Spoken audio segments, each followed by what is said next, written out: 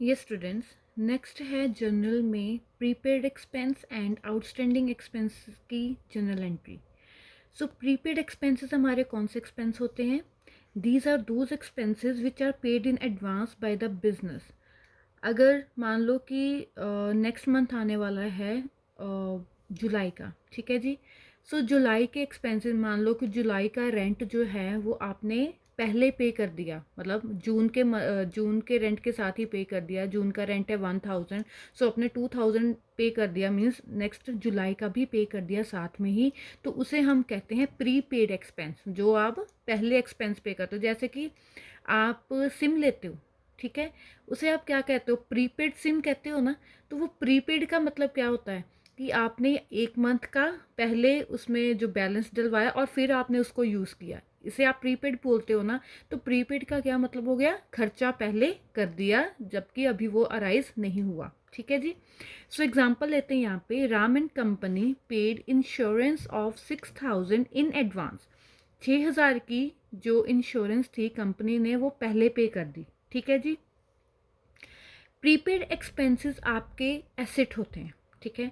और जो एसेट्स होते हैं उन्हें हम क्या करते हैं? हमेशा डेबिट करते हैं। रूल्स पता है ना बिजनेस के, debit all the assets and credit all the liabilities. So prepaid expenses अगर हमारे एसेट हैं तो वो क्या होंगे? डेबिट होंगे। सो आप यहाँ पे क्या लिखोगे? Prepaid insurance. एक्सपेंस का नाम क्या है? Prepaid insurance account debit to insurance account. वैसे क्या एंट्री है इसकी? Prepaid expense account to expense. Expense का मतलब यहाँ पे क्या है कि एक्सपेंस कौन सा है हमारा? इंश्योरेंस एक्सपेंस है। तो prepaid insurance to insurance account. Being, narration बन जाएगी, being insurance paid in advance. कितने रुपए? 6000। 6000 चला जाएगा डेबिट में और 6000 क्रेडिट में, ठीक है जी। सो नेक्स्ट है outstanding expense. These are those expenses which became due or not yet paid. The expense arose in past. जैसे कि पिछले मंथ का, अब ये जून चल रहा है, ठीक है। सो जून से पहले क्या था हमारा? मई। तो मई का कोई एक्सपेंस है वो अभी तक पे नहीं हुआ है, उसे हम बोलते हैं आउटस्टैंडिंग एक्सपेंस। जैसे कि मई की सैलरी है, मई की सैलरी अभी तक पे नहीं की है, जून हो गया है, ठीक है। मई का रेंट है, अभी पे नहीं किया है। मई की इंश्योरेंस है, अभी पे नहीं की है, जून आ गया, नेक्स्ट मंथ आ गया है। तो उसे हम क्या कहते हैं? आउटस्टैंडिंग। ये नहीं कि मतलब मई का ही हो सकता है कि जैन से अभी तक कोई नहीं पे किया।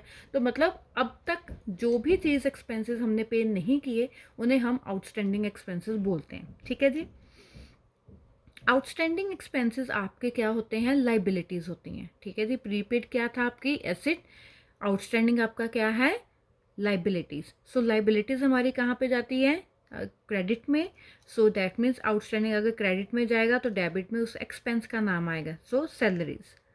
सो salaries account debit to outstanding salary.